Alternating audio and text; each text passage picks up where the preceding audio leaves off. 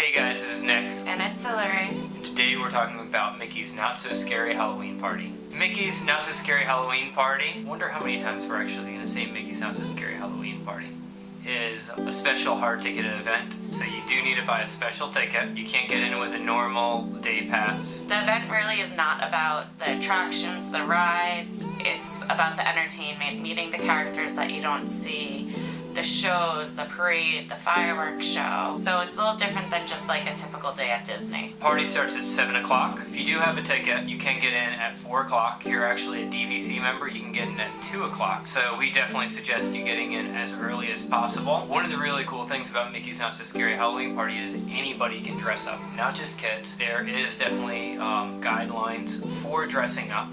So you can't dress up in anything too scary. It needs to be family friendly. Another big part of the event is trick-or-treating. They have different locations throughout the park. Last year I did have only gluten-free treats. That was just what was going on in my life at the time.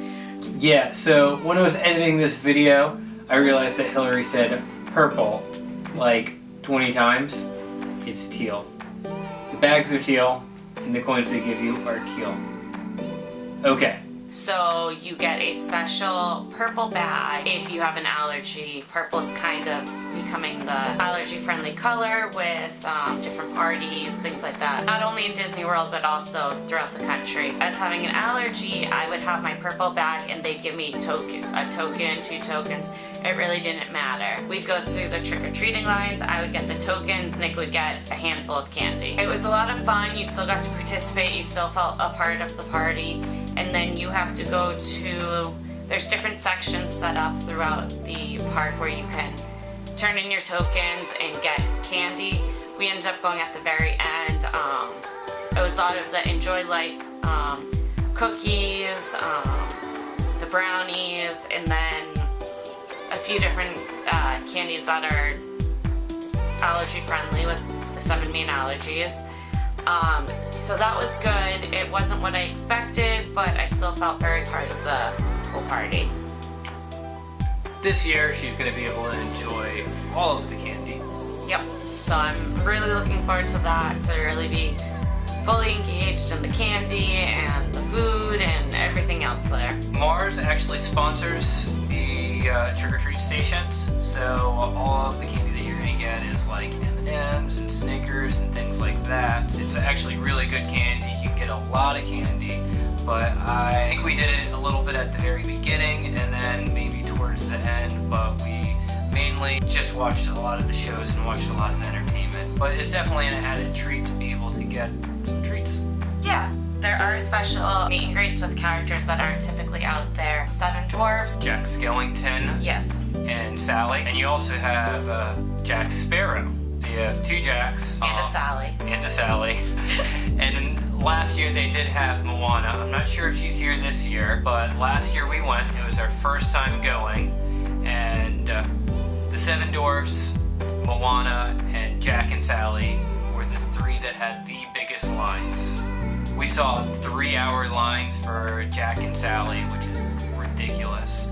We did choose to go wait in line at the beginning for 7 Dwarfs. We figured, let's do this one. It's something we both really like, and that wasn't so bad. We got in line probably about 5:30 that day. There was maybe 20 people in front of us, and at 6:30, they started letting people see the 7 Dwarfs, so they let people start seeing the more popular characters a little bit early.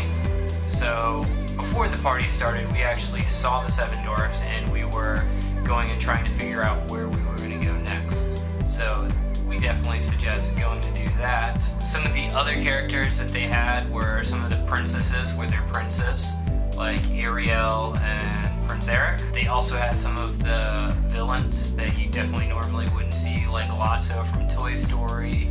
And Cruella de Vil. The Queen of Hearts with Tweedledee and Tweedledum. We saw them last year, and Tweedledee and Tweedledum tried stealing her away from me, and I wasn't having that.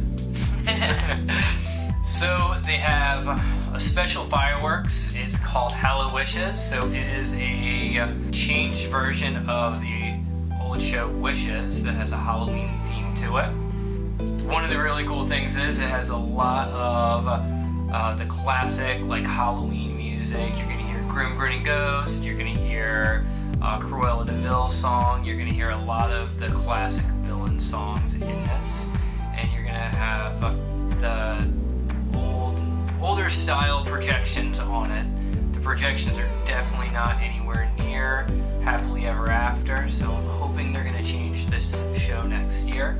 It's still a really good show. I mean, I absolutely love this show, no matter what. With this fireworks show, you do not need to get there like an hour and a half before to stake out your spot to watch it like smack dab in the middle of.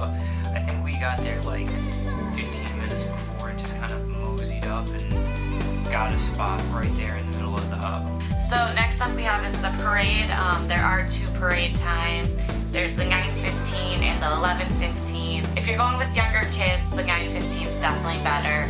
You will want to go and kind of stake out your area for that for this parade. Usually the second parade is less crowded. I don't want to say it always is because it really just depends on the night and the type of crowd that's there. We usually go to the second show just because that's how the night ends up taking us. The show does always start with the Headless Horseman. Every parade, no matter what. That's how the Halloween parade starts. Only way it's not going to is if it rains. They are not going to have, the ground is wet, they're not going to put the horse in danger by having him ride. So if it rains, they're still going to have the parade, even if it's like sprinkling. They did it last year. One of the ones we went to last year, it was sprinkling during the first parade, and they still had the show going on.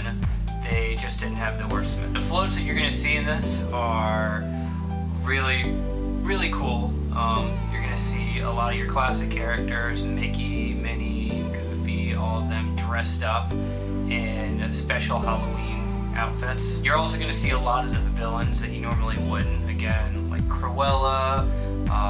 You're going to see the Mad Hatter. You're going to see a lot of those characters as well. You do also have the classic villains on the parade, and then as well as Pirate of the Caribbean, they're also in it. I think Nick's favorite one, which I'll talk about in a second, is the Haunted Mansion. The Haunted Mansion, how they depict it in this is amazing. They have the Hitchhiking Ghost, they have their own float, and then they also have the Gravediggers, which I'm sure if you're looked on Instagram at all, you're gonna see the Gravediggers. They have like a choreographed dance with shovels, and they have sparks flying up in the air coming off of their shovels. It's really cool.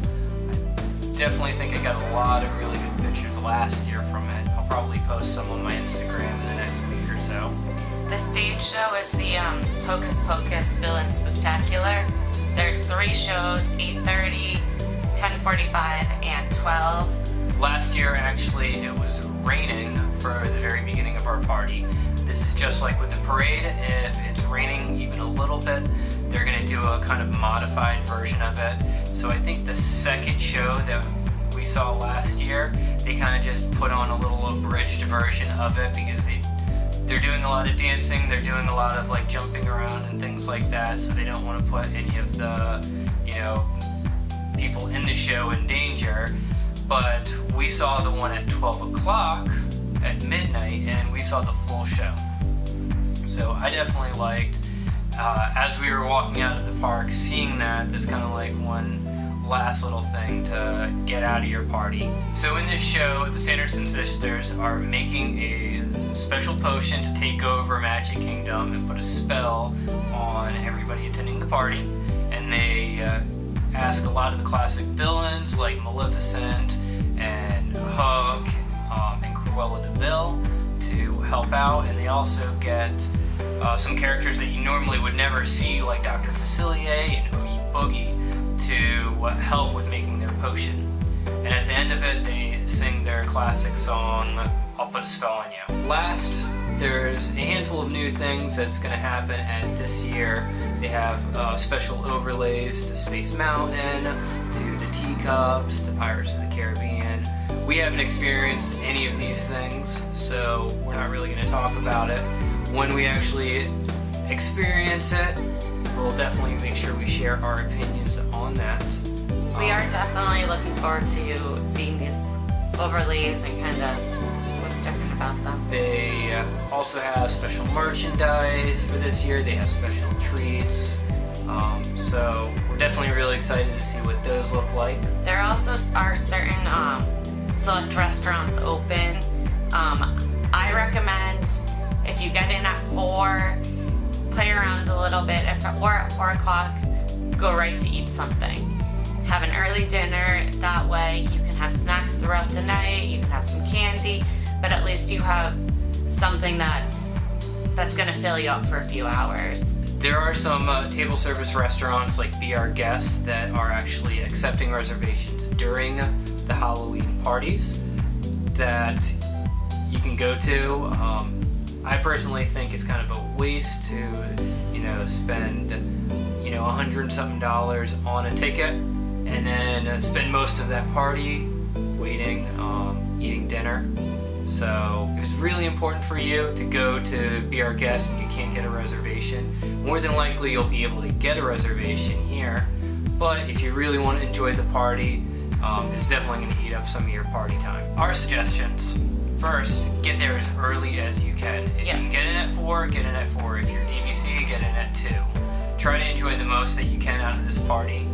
If you're only in town for a little bit of time, and this is definitely a really cool thing to do because a lot of the attractions are only going to have 10, 15, 20-minute waits. And what we already mentioned as well is to probably stake out for whatever character you want to meet. It's like Jack Skellington and Sally or the Seven Dwarfs. Also, the rides at the very beginning of the night typically don't have that long of a wait.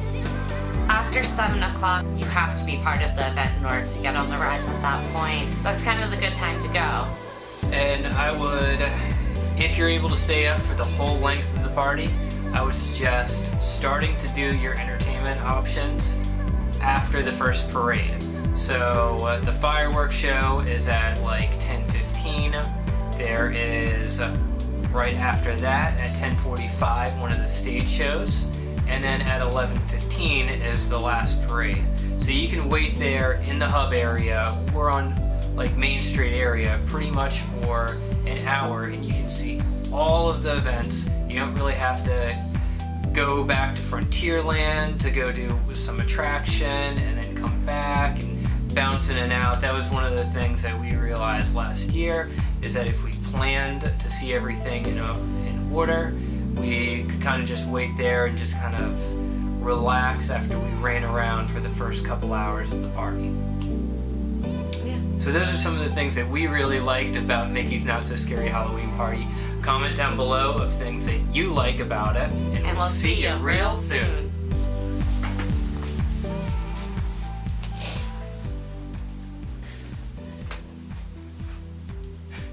Okay, you can go end it.